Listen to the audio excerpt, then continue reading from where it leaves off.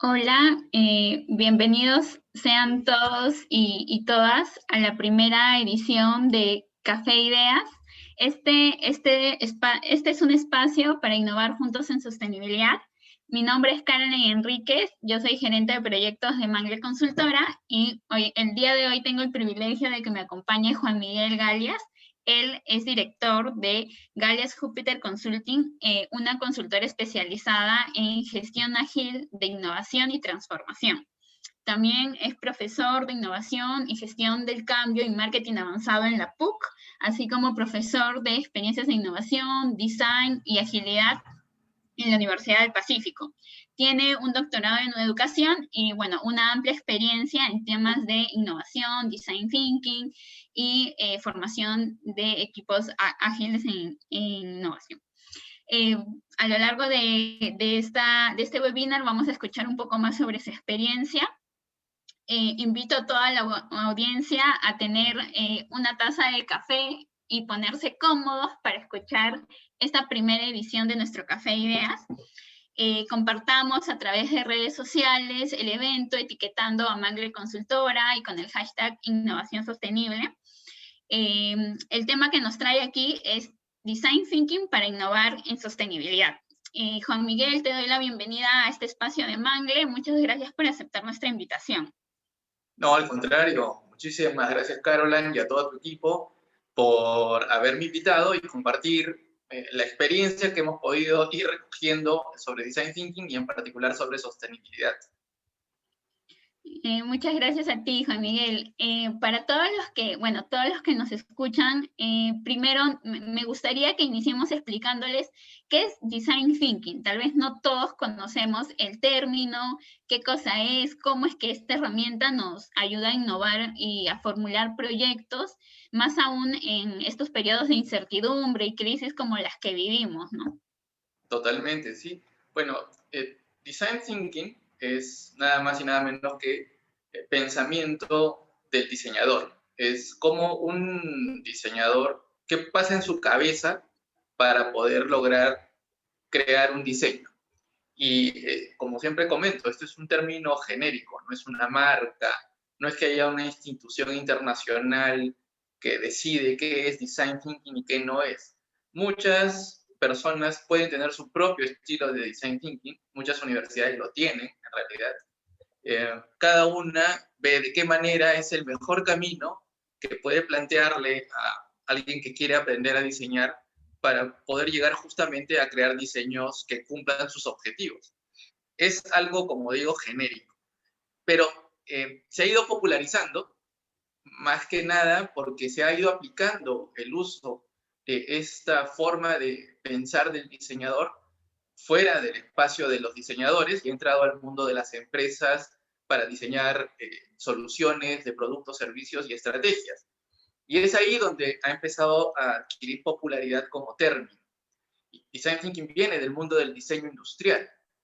Los diseñadores industriales aplican por lo general Design Thinking en sus procesos para crear justamente los productos y servicios en su profesión.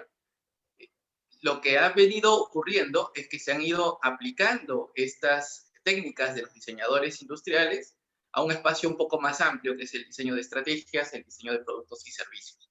Y esto ocurre gracias a una consultora que empieza a difundirlo de manera muy activa, que es justamente IDEO, que es la consultora más importante del mundo en términos de diseño. Y ellos son los que popularizan el término Design Thinking, que después, digamos, en conjunto con la Universidad de Stanford, es la versión de Design Thinking más popular y más difundida, y es justamente la que normalmente aplicamos nosotros en la consultora. Así que Design Thinking nada más es en simple cómo piensa un diseñador para poder justamente lograr crear esos diseños nuevos, distintos, diferentes y que gusten tanto a los usuarios, que al final es el gran objetivo. Claro, genial.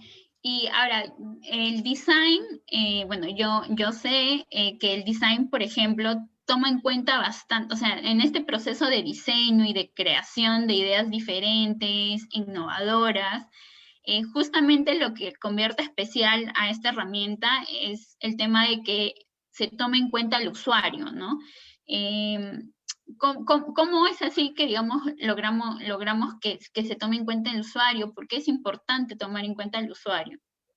Sí, una de las particularidades que tiene de especial el design thinking, que lo hace que se haya vuelto tan popular y difundido, es que por lo general, cuando uno quiere crear una estrategia, uno tiene en la cabeza resolver un problema para una organización o para sí mismo, y empieza a plantear las soluciones que pueden resolver el problema que uno tiene. Sin embargo, en el design thinking te piden un paso previo. Antes de empezar a lanzar soluciones, ponte a pensar desde el punto de vista de la persona que va a usar lo que tú estás diseñando. No como tú crees que deben ser las cosas, como tú deberías, vamos a ponerlo en términos así súper grandes, como tú crees que debe funcionar el mundo. Entonces, como crees, como debe funcionar el mundo, entonces haces las cosas en función a lo que tú crees que debe ser. Y en realidad, lo que tenemos que ponernos es en el zapato de las personas que lo van a usar. Si es una idea, a las personas que quieres convencer. Si es un producto, a las personas que quieres que lo compren.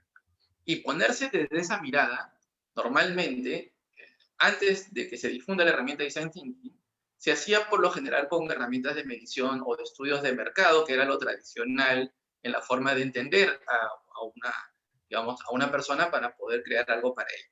Sin embargo, tenía algunas limitaciones. ¿Y dónde estaba la gran limitación de este tipo de procesos que se diseñaban previamente a través de investigaciones de mercado? En que la persona investigada se veía más como, digamos, una estadística, como un, digamos, consumidor, pero no como un ser humano. Y en el rol de ser humano, el consumidor tiene más dimensiones. Entonces, la persona como ser humano empieza a ser abordada por el design thinking como el centro del diseño, y por eso se conoce esta herramienta como parte de, digamos, de las herramientas de diseño centrado en el humano. Ese es el nombre que tiene, el Human Centered Design, HDC, así es también conocido. Y es porque pone en el centro a la persona no como consumidor, sino como una persona integral, que tiene diferentes problemáticas en diferentes niveles. No solamente relacionado a tu producto o servicio que quieres consumir, sino tiene relación en su vida diaria, su cotidianidad, con sus amigos, etc. Y la herramienta que recoge el Design Thinking justamente para poder explorar de manera más profunda, ya no son las herramientas cuantitativas, sino se dedica mucho a las herramientas cualitativas que vienen del mundo de la antropología. Y es ahí donde entra la más popular que se usa, que es la etnografía. La etnografía entra como una de las herramientas para comprender a las personas, ya no en amplitud, sino en profundidad. Y eso es crucial, porque empiezas a entender a las personas ya no en términos de su volumen o de sus promedios o de las masas, sino de un caso particular e individual, y a entenderlo con mucha profundidad. Y ya después extrapolas a un grupo más grande. Entonces inviertes la forma de explorar. En lugar de explorarlo de manera deductiva, usas un proceso inductivo, de lo particular a lo general. Y eso cambia mucho la manera como se termina entendiendo a las personas. Ya no son promedios, ya no son niveles socioeconómicos, ya no son segmentos, son seres humanos individuales. Y empiezas a entenderlos con ese nivel de detalle, lo que hace que tu conexión con esa persona sea mucho más profunda, y al ser mucho más profunda, veas sutilezas que antes eran muy difíciles de ver. Esas sutilezas son los puntos de conexión nuevos entre tu propuesta y esa persona. Entonces, normalmente, cuando usas el centro en el ser humano, cambia tu mirada de masas a individuos. Y al verlo como individuo, puedes profundizar mucho más y entenderlo como un ser único. Y después, el propio proceso te lleva a extrapolar ese aprendizaje hacia muchos. Y de tal manera que terminas validando si es que eso que supusiste para uno se comprueba que también funciona para muchos. Y eso es parte del proceso de descubrir. O sea, en design el método te lleva a descubrir cosas que no sospechabas antes. Tú puedes tener hipótesis de cómo funciona el mundo, pero el design te lleva a encontrar conexiones que no habías visto y después a probar si esas conexiones que has descubierto investigando a uno funcionan como conexiones con muchos. Y probablemente sí. Lo que se comprueba, y por eso la potencia de la herramienta, es que efectivamente terminas descubriendo que eso que encontraste en uno termina funcionando para muchos. Y es el gran valor que ha aportado al diseño esa mirada de perspectiva desde el mundo inductivo, no desde el mundo del número promedio, no desde los segmentos, no desde la masa, sino desde el individuo como persona integral. Y eso es creo que lo más valioso que aporta el design thinking desde la mirada, porque normalmente dice, pero marketing también lo hace. Sí, pero lo hace desde otra filosofía. El design lo hace desde la mirada del individuo como ser humano integral y que extrapola los aprendizajes del uno, ya trata de verlo hacia un grupo.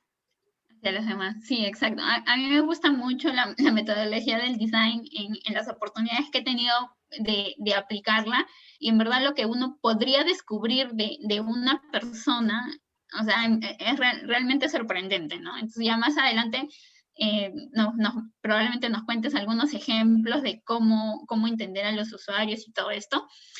Pero antes me gustaría, como para ya adentrarnos a un poquito al tema de design en los proyectos, en proyectos de innovación en sostenibilidad, me gustaría iniciar preguntándote, ¿no? Por ejemplo, muchas veces la necesidad del usuario, digamos, es muy importante, pero no necesariamente es la necesidad que como impacto socioambiental quisiéramos nosotros lograr con nuestro proyecto. No necesariamente lo que quiere, digamos, nuestro usuario final va a ser lo que nuestro proyecto también quiere lograr a nivel ambiental y social, ¿no? Entonces, en ese sentido, yo creo que, digamos, la innovación en proyectos de sostenibilidad va más allá, y que las herramientas, por ejemplo, de design son perfectamente adaptables para justamente resolver estos problemas de necesidades entre nuestros usuarios, pero sin perder el norte de que nuestro proyecto quiere causar un impacto ambiental y social positivo, ¿no? ¿Qué opinas al respecto? Sí, ahí justamente entender eso que comentas, para muchas organizaciones, yo creo que es la diferencia entre un éxito o, digamos, un fracaso continuo. Entender esa diferencia es clave. ¿Por qué? Porque lo que estás planteando es, las personas no necesariamente quieren tomarse la medicina que creemos que es la que tienen que tomarse, ¿no? Entonces, yo quiero hacer que tomen la medicina, pero ellos no quieren, entonces ellos hacen lo que quieren, y bueno, tienen el colesterol alto, y no hacen ejercicios, y, claro, pero yo quiero que aprendan que si hacen esto, les va a ir mejor. Entonces, lo que están tratando de hacer es cambios de hábito, y los cambios de hábito son complejos de lograr, y por lo general, cuando uno quiere cambiar un hábito, tiene que cambiar primero una mentalidad, por un lado, y por otro lado, según otras teorías, apoyar comportamientos que refuercen el hábito que se quiere cambiar.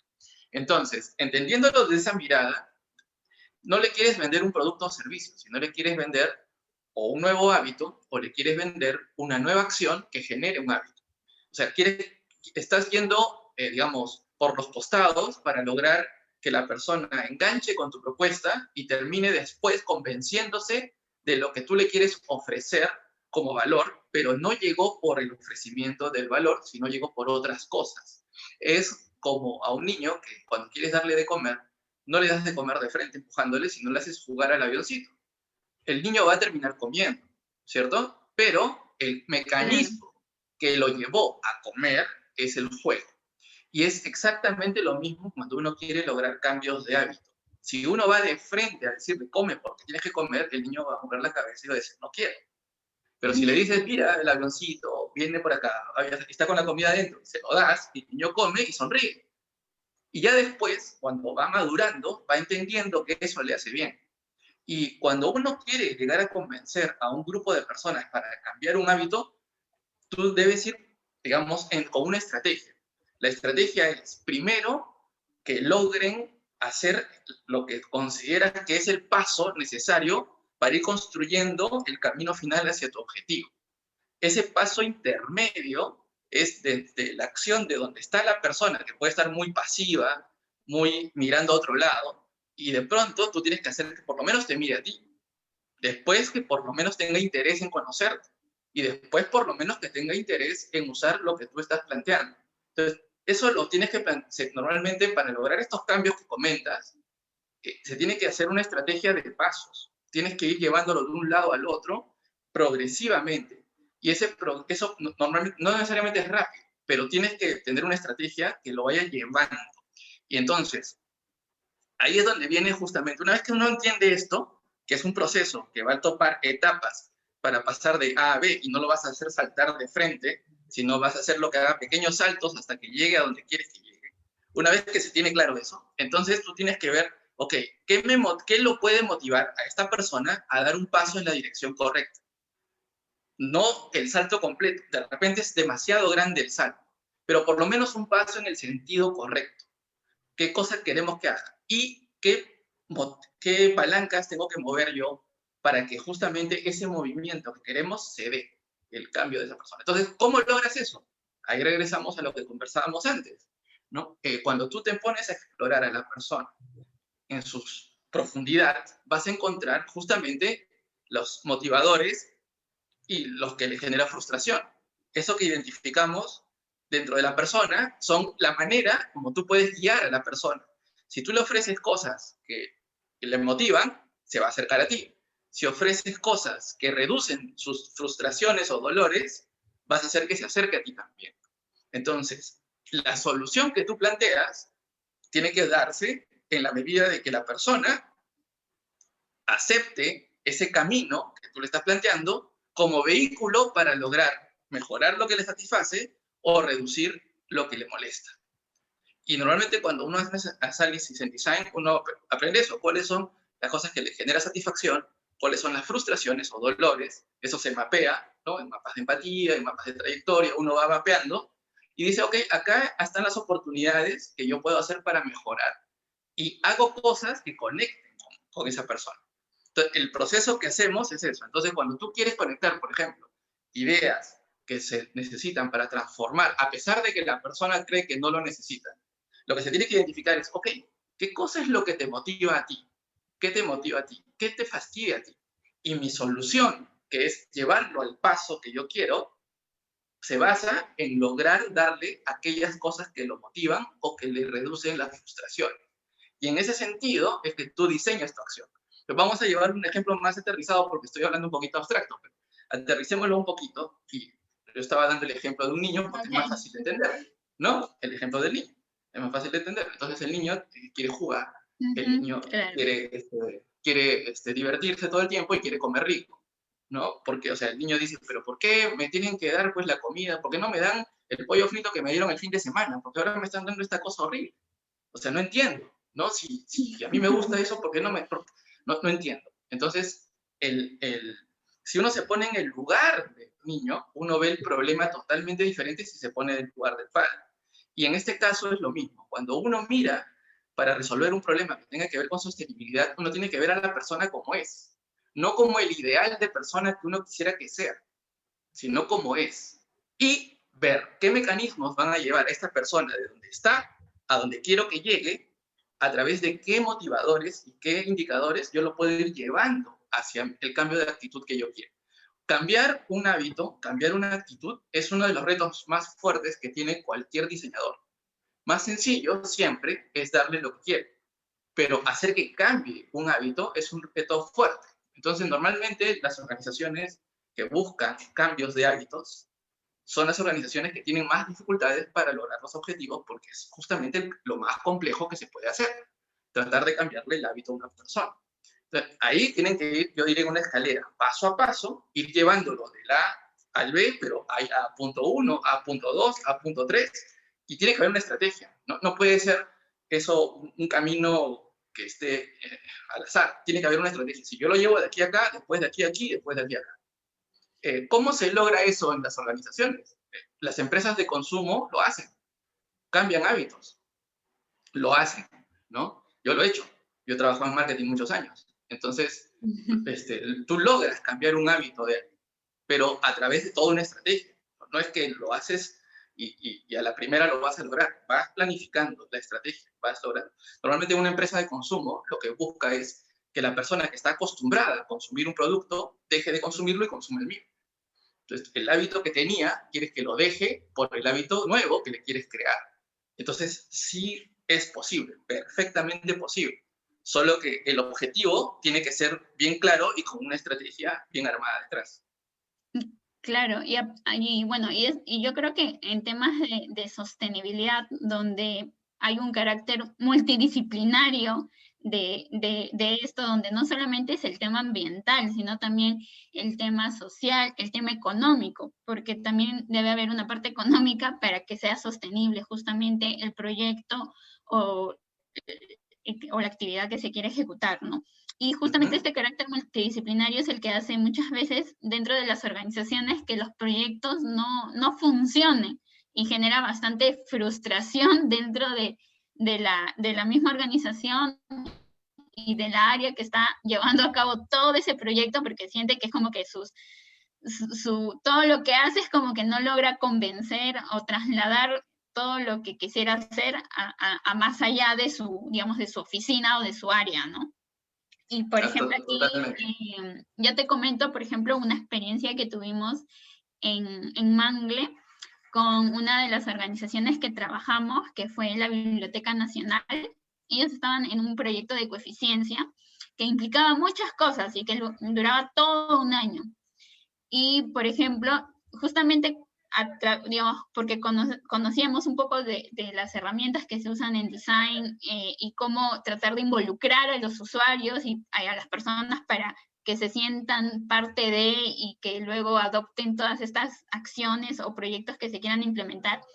Entonces hicimos, por ejemplo, talleres de lluvias de ideas, talleres, conformamos equipos, los integramos entre diferentes áreas, porque la coeficiencia, bueno, igual como cualquier tema de sostenibilidad, involucra diferentes áreas, no solamente el área operativa, sino también a los encargados de áreas, el área de mantenimiento, recursos humanos, etcétera.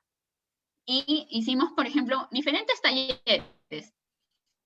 Y algo muy curioso que por ejemplo, nos pasaba o que vimos, era que la gente que nosotros, o que, digamos, presuponíamos, ¿no? Que no eran tan participativos, como que no se involucraban mucho, en estos talleres eran como que los que más participaban y tenían muchas ideas, muchas ideas. Incluso nosotros ya teníamos un plan de coeficiencia que, bueno, estaba en proceso de elaboración y con estos talleres ellos nos dieron incluso muchísimas más ideas para incluir dentro de este plan.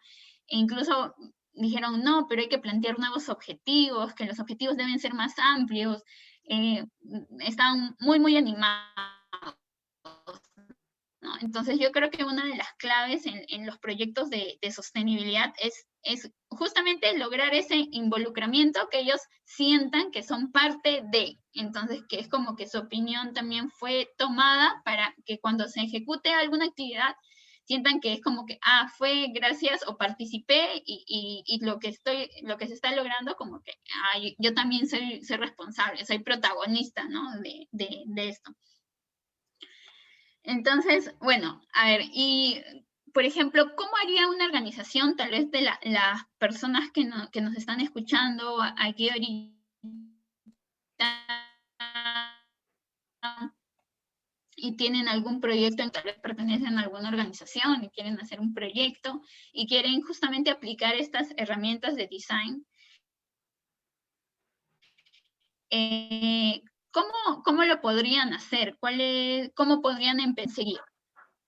Ujú, de acuerdo, sí.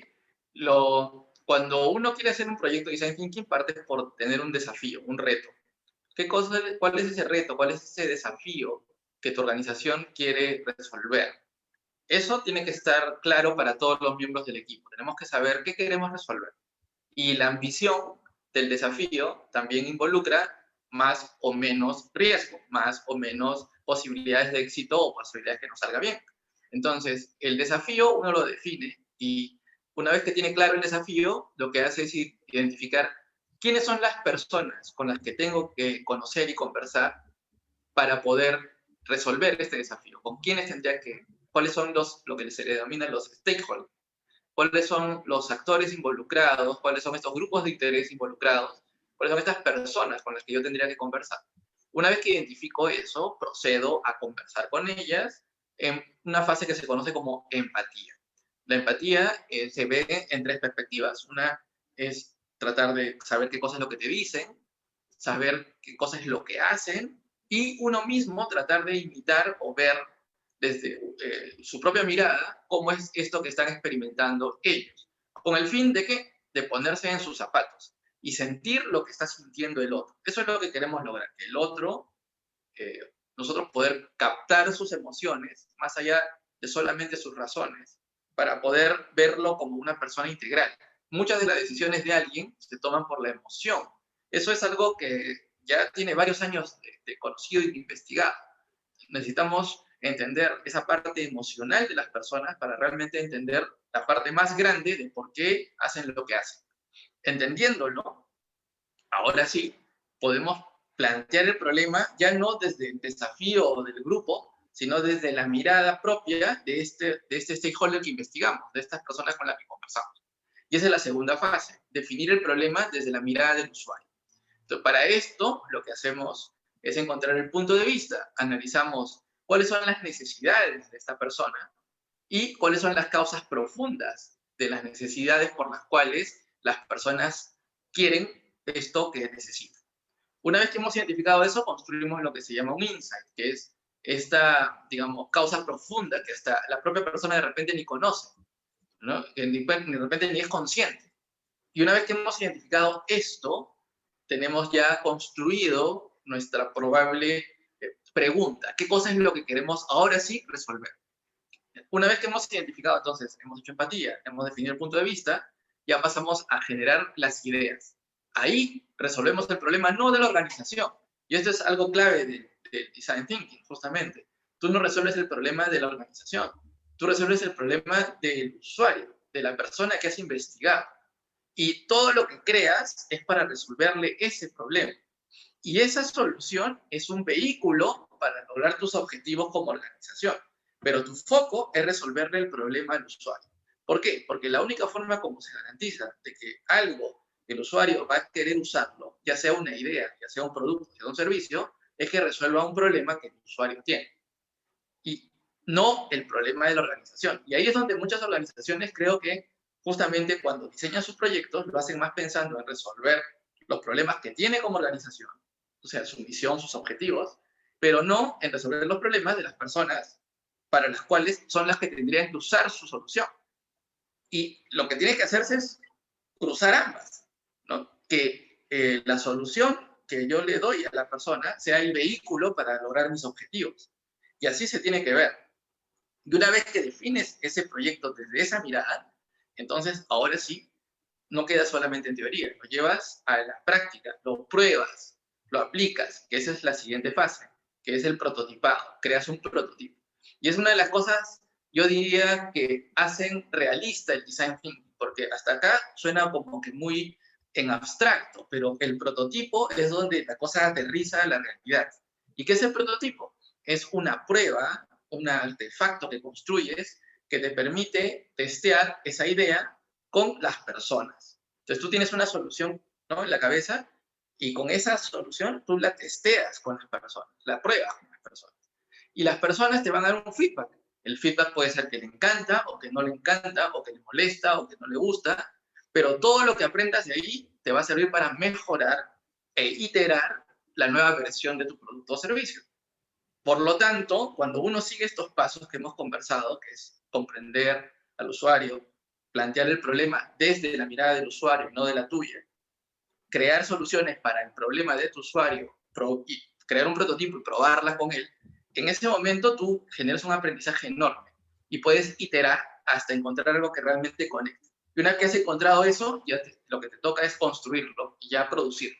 Pero esa fase del design te ayuda muchísimo hasta encontrar eso que conecte con tu usuario.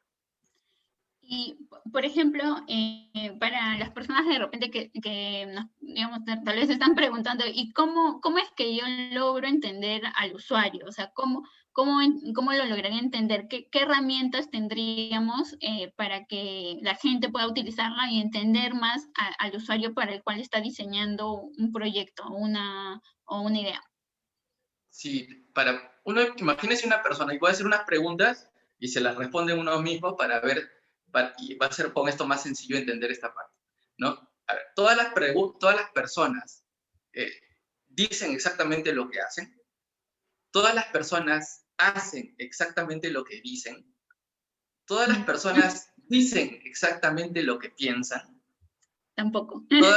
¿Todas las personas piensan exactamente lo que dicen? Menos. ¿Todas las personas piensan lo que hacen? Si se dan cuenta, la respuesta es no, no, no, no, no, no, no. ¿Por qué? Porque el ser humano es complejo, es contradictorio. No necesariamente esas tres caras están coordinadas. No necesariamente esas tres dimensiones, digamos, del ser humano son absolutamente coherentes entre sí. Y eso es lo que hace complejo entender a una persona. Y cuando tú me haces la pregunta, ¿cómo se logra entender a una persona en ese nivel de complejidad? Es teniendo herramientas que midan estos tres niveles distintos. El nivel de lo que la persona expresa, el nivel de lo que la persona hace y el nivel de lo que la persona puede estar pensando o sintiendo. Y cuando combinamos esos tres, tenemos ahora sí una foto tridimensional del ser humano vista desde tres ángulos. ¿Qué herramientas se usan para esto? Como se decía, el design usa mucho de la etnografía. Entonces tienes herramientas que son las entrevistas, puedes hacer focus para poder conocer lo que la gente dice. Pero aparte, tienes que salir al campo y observarlos, observar a las personas en su ambiente, convivir con las personas que quieres entender y conocer, ir a los lugares donde están las personas que quieres, con las que quieres resolverle los problemas y desarrollarle los productos y servicios. Y no solo eso, sino tú mismo tienes que vivir la experiencia en la que quieres mejorar. Tienes que vivir la experiencia que quieres crearle a ellos. Tienes que vivirla para que tú mismo entiendas. Porque nada mejor para entender lo que otra persona siente que viviéndolo uno mismo. Y esas tres miradas, que yo diría que son las fundamentales, hacen que puedas tener una comprensión muy profunda de lo que el usuario realmente siente, piensa, desea, sueña, etc. Y una vez que tienes eso aprendido, ahí recién te pones a plantearte el problema y a crear soluciones. Antes no. Antes lo que harías sería crear soluciones para quien te imaginas que es la persona, para lo que tú crees que es lo que la persona quiere, para lo que tú piensas que es lo que la persona puede querer. O muchas veces, para lo que te dijo que quería. Y ahí solo estás mirando un pedacito de la complejidad de la persona. Una de las cosas que, por ejemplo, yo he sido de trabajo en marketing muchos años, casi 20 años. Una de las cosas que marketing, digamos, te dice es que le preguntes a las personas sus necesidades para resolvérselas. El problema es que no necesariamente las personas te van a decir esas cosas. A veces tienes que descubrirlas sobre la observación, a veces tienes que descubrirlas sobre la imitación. No es suficiente preguntar. Y tener esa mirada completa es lo que justamente aporta el Design Thinking respondiendo a tu pregunta para poder entender a profundidad a ese usuario. Claro, exacto. En verdad es muy, muy interesante este tema de entender al usuario. Y luego de entender el usuario, bueno, tú nos dices, ¿no? Bueno, hay que entender, hay que plantear el problema de este usuario y a partir de este problema que ya hayamos encontrado, como que volcar todas las ideas que tengamos para poder solucionarlo. Y aquí, por ejemplo, algo que me gustaría puntualizar en el tema de las ideas es que, digamos, no, cuando en proyectos de sostenibilidad donde involucramos, por ejemplo, a veces a muchas personas, es importante recibir el aporte de todas las áreas y todas las ideas, ¿no? Y no pensar que hay ideas malas o hay ideas buenas, ¿no? Sino que recibir y recibir. Cuanto más ideas, es mejor. Cuanto más ideas pueda aportar las diferentes áreas y es mucho más enriquecedor todo este proceso, ¿no? Incluso es importante, por ejemplo, algo que nosotros consideramos es que el usuario, por ejemplo, si nosotros vamos a implementar un proyecto para hacer uso eficiente de la energía o del agua, entonces tenemos que involucrar a la persona, por ejemplo, hasta la persona, no sé, el gasfitero de la organización, el que arregla las luces dentro de la organización, porque son ellos los que viven día a día el problema y son ellos los que más ideas, más ideas ricas nos van a poder dar, ¿no? Incluso el hecho de incluirlos dentro de este proceso de ideación y de lluvia de ideas hace que ellos se emocionen y que se sientan más importantes dentro de los proyectos. Es algo que, por ejemplo, nosotros siempre tratamos de hacer y creo que, y entendiendo las herramientas de design, como que tiene sentido por qué involucrar a todas las áreas, ¿no? Y coméntame, Juan José, Juan Miguel, perdón, ya te cambié el nombre. Juan Miguel, mencionaste el tema de los prototipos. Muchas personas pensarían, ¿qué es un prototipo? O sea, ¿cómo hago un prototipo de mi proyecto? O sea, ¿qué hago? ¿Me va a costar mucho? ¿Va a ser complejo? ¿Qué ejemplos de prototipos, digamos, que tú hayas visto? Yo sé que tú has hecho un montón de proyectos muy chéveres. ¿Cómo hacer estos prototipos? ¿Es caro? ¿Es difícil? ¿Cómo logramos disminuir el riesgo de invertir tanto en algo y que al final de repente pueda funcionar como no? Totalmente, sí. Como les decía, el prototipo es lo que conecta las ideas de toda esta parte de imaginación y de creación con la realidad. Porque tú cuando creas un prototipo puedes probar tu idea antes de desarrollarla. Y aquí viene justamente lo clave. Esto es antes de construir tu idea de manera completa. Si no, no tiene sentido. Porque ya si construyes tu idea, ya invertiste recursos, tiempo, presupuesto y todo. Lo que quieres hacer es crear una primera versión de esto que quieres finalmente construir, de esto que quieres realmente finalmente trabajar, pero que permita aprender muchísimo de lo que las personas opinan sobre esta idea. Es como probar un concepto, con la diferencia que en el prototipo vamos a construir algo que las personas puedan manipular, no solo en abstracto, sino en concreto.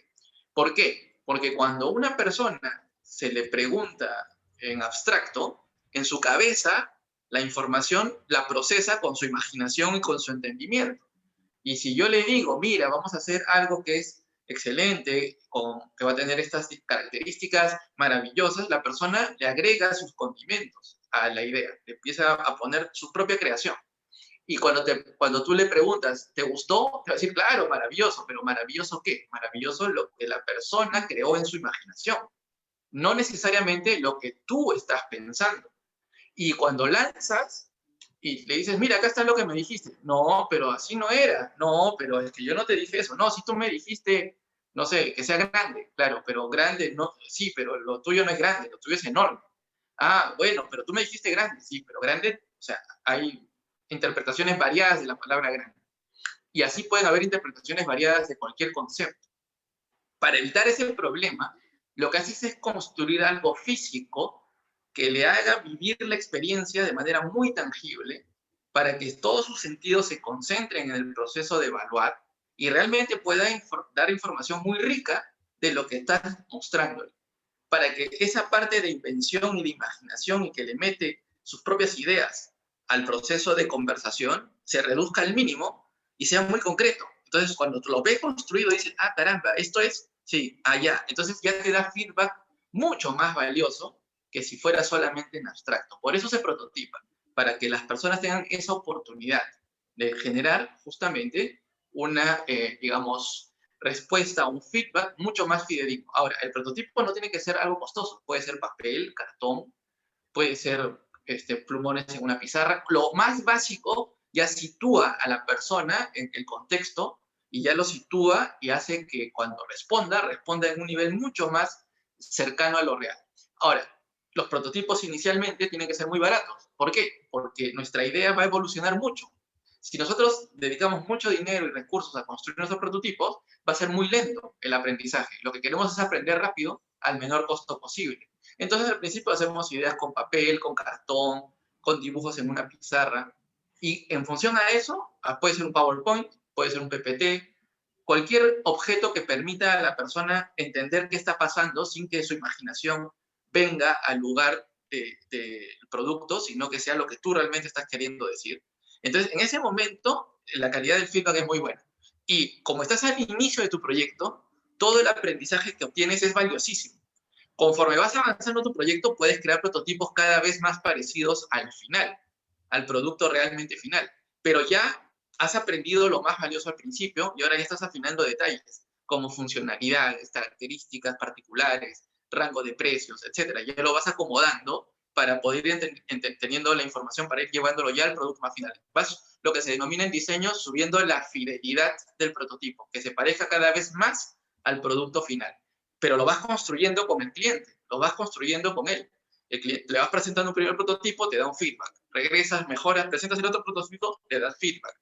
Y así vas iterando hasta que consigues realmente lo que te dice, esto es. Y probablemente no se parezca en un 50% al primer prototipo. Puede haber evolucionado mucho en el camino. Y puede ser productos como servicios. Se sigue la misma lógica. Exactamente la misma lógica. Al principio es un servicio con unas características, va evolucionando y llega a ser otro con otras características, pero que comparte algunas cosas del primero, pero ha cambiado mucho en el proceso. Ese es, digamos, un típico caso de design thinking cuando se aplica ya en un caso de vida real, digamos. Claro, justo yo te iba a preguntar, ¿y cómo hacemos para prototipar un servicio, ¿no? Entonces, en ese caso, claro, podemos utilizar un PowerPoint donde en el PowerPoint esquematicemos todo, cómo va a funcionar el servicio y conseguir a qué usuarios vamos a entrevistar, mostrarles y ver y escuchar lo que ellos opinan sobre lo que hemos plasmado en ese PPT, PowerPoint. Ahora también, por ejemplo, se podría prototipar, no sé, pues creando una página web, ¿verdad? También el mundo digital te ayuda mucho ahora, ¿no? Esa es la ventaja, que hoy día tú puedes rápidamente crear prototipos de servicios a través del mundo digital, ¿no? Ya sea páginas web, landing pages, hacer anuncios en posts de Facebook, ¿no? Yo he lanzado programas de capacitación con posts de Facebook como prototipo para aprender antes de terminar de lanzar el producto, ¿no? Lo posteaba, la gente me daba feedback, aprendía, lo mejoraba y lo lanzaba. Entonces, ahora, digamos, aplicarlo para poder lanzar productos y servicios es mucho más fácil dadas las herramientas digitales. Es perfectamente posible. Genial. Y Juan Miguel, por ejemplo, bueno, a mí personalmente me encanta la metodología de design, tanto, o sea, porque he visto, por ejemplo, el trabajo que tú haces, hasta he llevado un curso contigo. Entonces, y es importante aplicar el design, o sea, el design en realidad lo podemos aplicar hasta en la vida cotidiana, ¿no? Desde las herramientas de cómo entender al usuario, o sea, con la observación. Nosotros en casa de repente podemos aplicar observando a nuestros familiares de por qué actúan así. Entonces, o sea, el design se aplica en verdad a todo. Entonces, y por ejemplo, algo que creo que a veces pasa y que ya lo has mencionado en los proyectos en general en los proyectos, es que tenemos una idea preconcebida de que esto tiene que ser así o esto va a funcionar si yo lo hago así. Y justamente el design rompe con todo este esquema, ¿no? Nos saca de esa caja. Totalmente, sí, totalmente. Y es una de las cosas que por eso es útil que un equipo de una organización participe en la experiencia de aplicar la herramienta, porque una de las cosas que termina de aprender el equipo, que sirve para toda la vida de ese equipo, es que no deben poner ellos, digamos, los supuestos más importantes sin validarlos, sin haber realmente confirmado que esos supuestos son reales, ¿no? Y no son solamente producto de su deseo o de su imaginación. Lo bueno es que como hacemos un proceso que es barato, que no cuesta, entonces uno aprende que se equivocó en sus supuestos rápidamente y de manera muy barata a través de prototipos. Entonces, la mecánica te permite hacer muchas pruebas, iterar y aprender rápidamente para que justamente tus sesgos personales no terminen impactando en el desarrollo final del proyecto. Al principio sí lo van a hacer, pero poco a poco en el proceso de aprendizaje se va a ir reduciendo al mínimo y tu producto final, cuando ya lo lances, va a estar perfectamente alineado a las necesidades de tus usuarios. Sí, exacto, exacto. Y Juan Miguel, una pregunta antes de pasar a la sección de preguntas. Bueno, a todos los que nos están escuchando, los invitamos a que puedan comentar, dejar alguna duda, alguna pregunta en el chat de Facebook.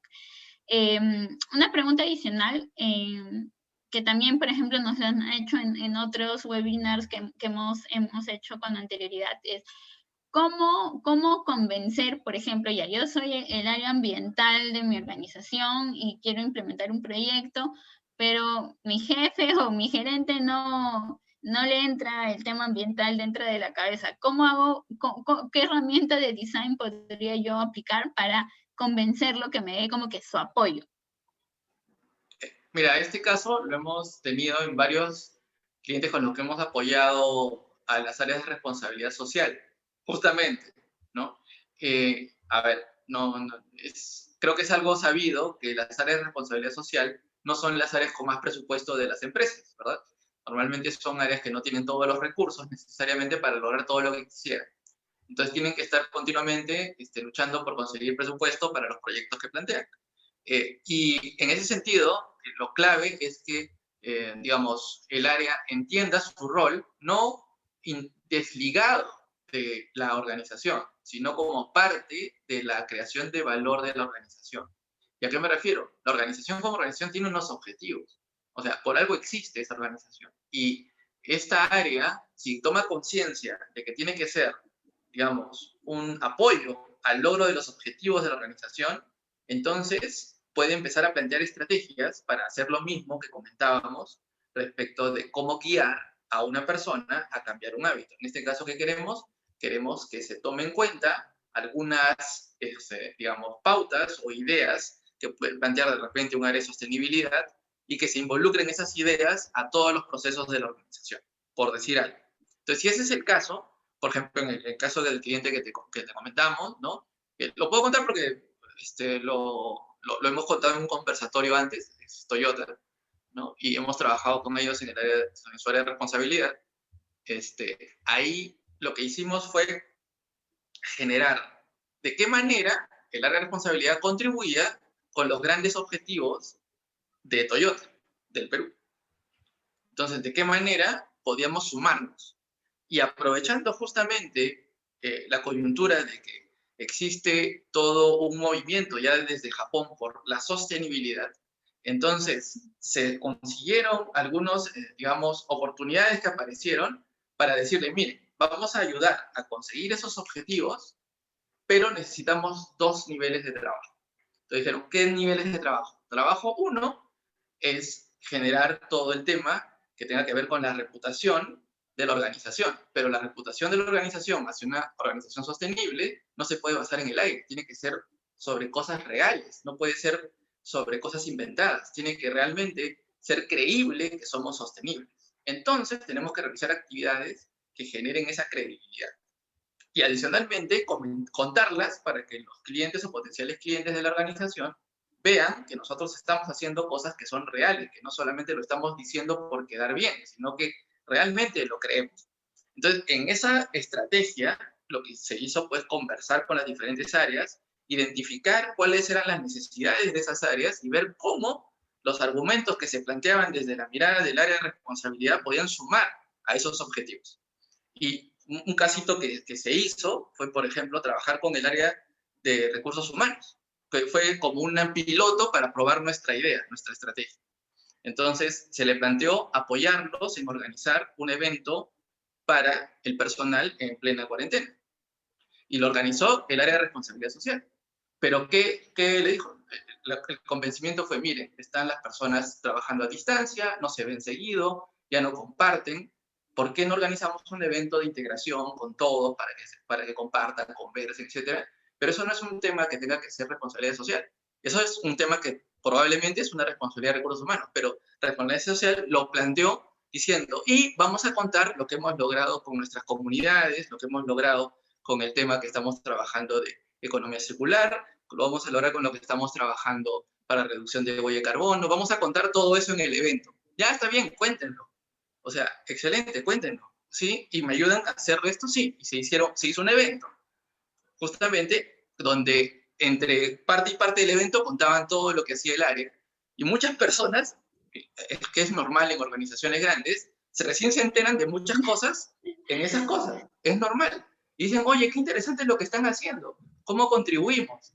¿Cómo sumamos? Y digamos, la actividad, por ejemplo, generaba fondos para una comunidad con la que ellos trabajan, ¿no? Entonces, esos fondos se recaudaron sobre base de un apoyo al área de recursos humanos. ¿Qué ocurrió? Algo muy interesante. Muchas personas vieron que no solamente era el área de recursos humanos la que estaba organizando, sino que los directores de la organización participaron de la actividad. Entonces dijeron, wow, qué importante se ha vuelto este pequeño evento donde los directores más altos de la empresa están presentes y donde la señorita de responsabilidad social era la protagonista. Entonces era como que la estrella del show era el área. ¿Y cómo se logró? Se logró a través de conversar con recursos humanos, identificar sus necesidades y plantearles una solución a sus problemas, pero usándolo como vehículo para plantear y promover las cosas que le interesan al área. De esa manera se logró alinear y los directores empezaron a hacer en su cabeza clic con el hecho de que, oye, todas estas cosas que estamos haciendo deberían comunicarse más. Y efectivamente, habíamos hecho unas cosas de economía circular el año anterior, que habían tenido bastante éxito en cuanto a reciclar residuos de la empresa y reutilizarlos más que reciclarlos, se reutilizaron, se convirtieron en objetos, o sea, productos que se podían usar como mesas, muebles, todo con cosas reutilizadas. Entonces, cuando hicimos todo ese proceso, incluso salió una nota en el periódico y todo del asunto, ellos dijeron, esto debemos hacerlo difundir, porque vieron que todo el mundo se entusiasmó con los productos y servicios que se habían desarrollado. Eso es un pequeño ejemplo. Esto que te estoy contando es solo el piloto. De ahí, este proyecto creció y ambicionó más, y se trabajó con diferentes áreas, en diferentes estrategias, hasta que se presentó un plan. Este plan, ahora el área tiene un plan ya que involucra a todas las áreas de la organización, donde los temas de responsabilidad social son parte de los objetivos de las otras áreas también. Y entonces ya están todos empujando el carro en el mismo sentido, desde la mirada de responsabilidad social, pero responsabilidad social aportando al logro de los objetivos de las otras áreas. Entonces, nuestra gran meta era lograr que se vea al área no como un área de las cosas que debemos tener porque es bueno tener un área de responsabilidad social, sino el área de responsabilidad social es un área que aporta valor estratégico a la organización. Es un aliado que aporta valor a la organización.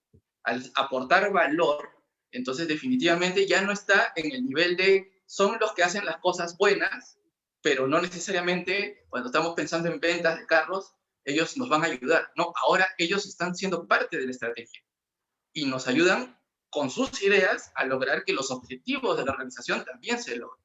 Entonces, el alineamiento de esto que se hizo lo hemos hecho en plena cuarentena, ¿no? Porque esto ha sido el año pasado. Entonces, y así, ese es uno de los proyectos, por ejemplo, que te puedo comentar a grandes rasgos, ¿no? Porque hay detalles, evidentemente, que no se pueden contar, pero te he contado a grandes rasgos lo que ya ha salido en un conversatorio que hablamos, etcétera. Pero, o sea, eso es. Entonces, digamos, la manera como se tiene que lograr es exactamente en concepto lo mismo. Identificar a los stakeholders, identificar qué cosas necesitan, ver cómo le planteas soluciones, y estas soluciones son vehículos para tus objetivos.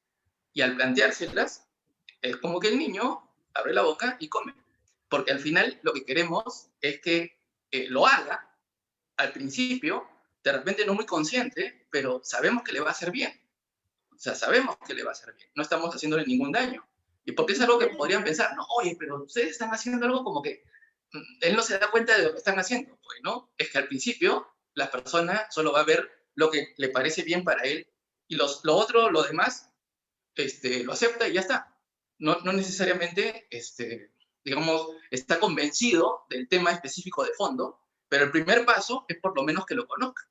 Si no lo conoce, ¿cómo se va a convencer? Entonces, nuestra estrategia es por etapas. Primero, conocen, entienden de qué se trata lo que está haciendo el área, conocen las actividades. Siguiente nivel, participan en las actividades, aportan, y siguiente nivel, se vuelven parte de estrategia de la empresa. Y eso es lo que se logró en este tiempo. Y ahí tienes un caso muy concreto de cómo se ha aplicado design internamente para lograr esto que tú mencionas. Y esa misma estrategia se puede hacer con diferentes organizaciones, definitivamente. Genial, Juan Miguel. Yo creo que con este ejemplo nos ha quedado bastante claro, en verdad ha sido muy, muy ilustrativo. Ahora para, bueno, ya pasar a la sección de preguntas, bueno, invito a si hay alguien que tenga alguna duda, alguna consulta, que la pueda poner en el chat y para poder gustosos responderla.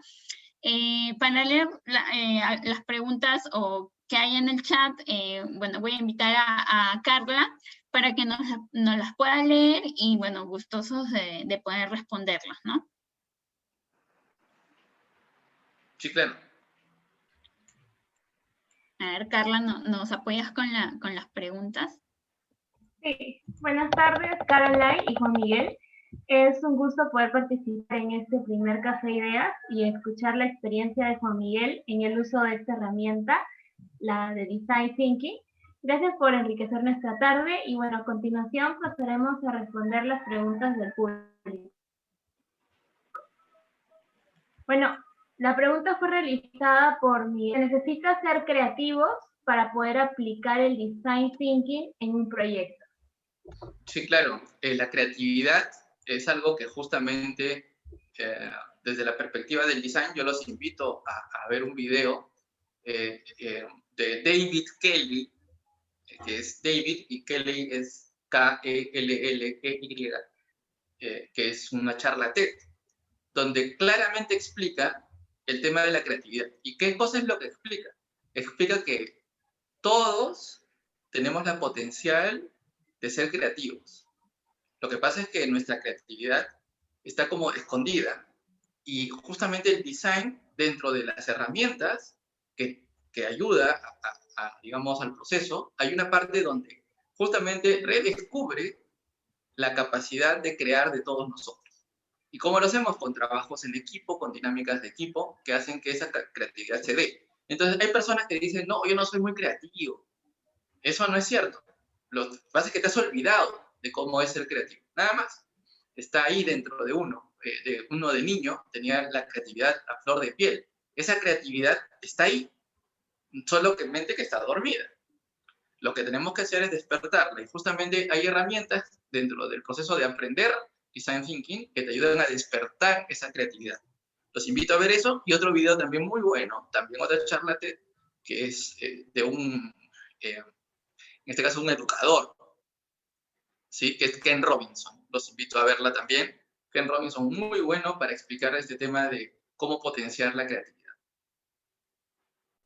Perfecto, muchas gracias, Juan Miguel. Bueno, sí, en verdad los videos que ha mencionado Juan Miguel son muy buenos y se los vamos a compartir también para que todos los asistentes puedan verlos luego.